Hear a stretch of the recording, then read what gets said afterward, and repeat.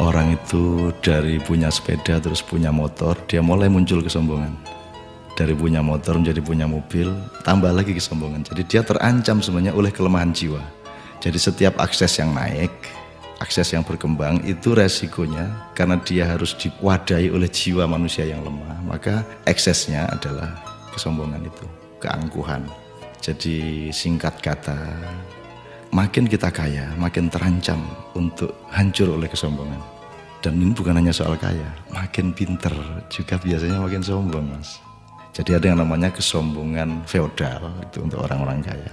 Ada kesombongan kuasa, itu orang tuh makin berkuasa, makin sombong, makin tidak tahu bagaimana berdiri sejajar dan dengan orang lain.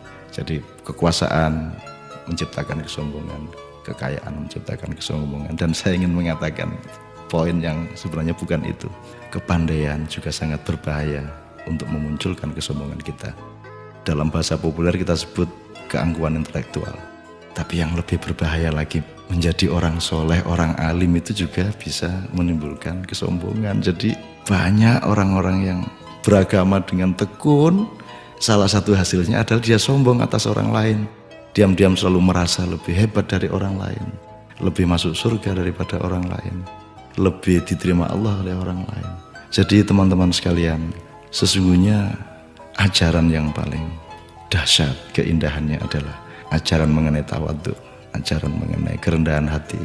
Jadi orang sholat, orang beribadah itu adalah latihan untuk mencampakkan diri, bukan untuk mengunggul dan menegakkan diri. Mencampakkan diri di hadapan Allah. Kita bersujud-sujud tersungkur-sungkur supaya kita siap untuk berlaku rendah hati kepada siapapun.